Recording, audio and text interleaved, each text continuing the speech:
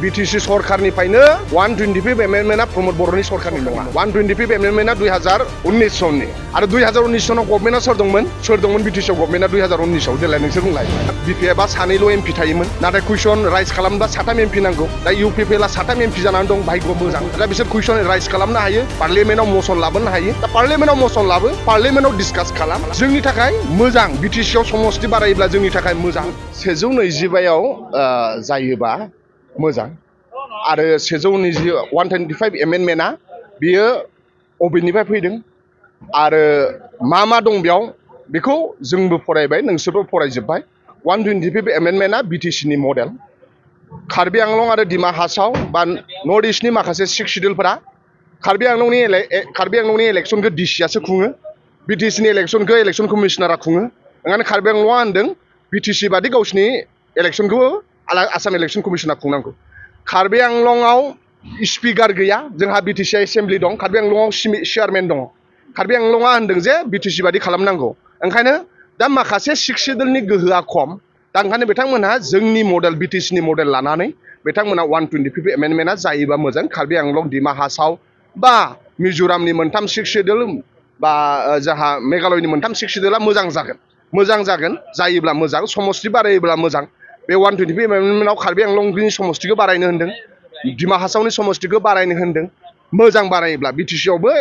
समस्तिया बारायोब्ला मोजां मानोना जोंहा बांसिन समस्ति ओंखारोब्ला बांसिन एंगेज जागोन मर डेभेलप जागोन जों बेखौ लुबैयो BTC नि चिफ साराबो बुंदों समस्ति बारायोब्ला मोजां जायो होननानै दा ओंखायनो जों वेलकाम 125 एमेन्डमेन्टआ जायोब्ला मोजां जायो पार्लियामेन्टआव कुइसन पुट खालाम आवगायहाय जोंहा BPF आ सानैल' MP थायोमोन नाथाय कुइसन राइज खालामब्ला 3 MP नांगौ दा UPPL आ 3 MP जानानै दं भाग्य मोजां दा बिसोर कुइसन राइज खालामनो हायो पार्लियामेन्टआव मसन लाबोनो हायो दा पार्लियामेन्टआव मसन लाबो पार्लियामेन्टआव डिसकास खालाम जोंनि थाखाय मोजां BTC आव समस्ति बारायोब्ला जोंनि थाखाय मोजां BKWC आ इलेक्सन जायोब्ला मोजां फान्ड मोनगोन स्टेटनिफ्राय BKWC BTC नि बाहेरानि बर'फोरनि जिथु पलिटिकेल राइट बेयाव जुदि इलेक्सन जायोब्ला सोर हाथो गाज्रि मोनगोन सबबो मोजां मोनगोन जाथों इलेक्सन जायोब्ला फान्ड थांगोन जों सापर्ट दङ BKWC आव इलेक्सन जाथों मोजां जागोन जों कार्बि आंलंनि बर'फ्रा ST जानांगौआ बे गोलाव डिमान्ड जाथों सबबो लुबैयो जाथों कार्बि आंलंनि बर'फ्रा डिप्राइभ जानानै दङ कार्बि आंलंनि बर'फ्रा सब साइडनिफ्राय डिप्राइभ जानानै दं मोजां जाथों ओंखायनो कार्बि आंलंनि बर' आरो डिमा हासावनि बर'फ्रा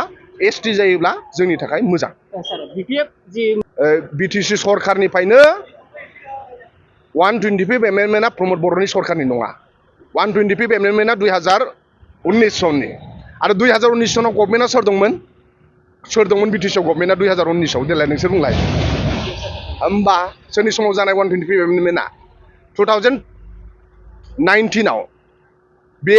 रायजो सभायाव थांदों 125 एमेन्डमेन्ट बिलआ 2012 आव कार्बि आंलंआव UPDS होननाय आरो डिमा हासाव दावगा होननाय आइजें लाग्रा आफादजों सुक्ति जानानै 2019 आव बे मुभ जादों आरो 2019 आव भारतनि रिप्रेजेन्टेटिभफोरखौ बिदान्ता हटेलाव गुवाहाटीयाव थिनहरदों बाव जोंनि BPF नि दैदेनगिरिफ्रा सावरायदों दा ओंखायनो 125 एमेन्डमेन्टआ प्रमोद बर' सरकार समनि नङा 2019 समावसो ओंखायनो 125 एमेन्डमेन्टआव माखासे क्लजेस दङ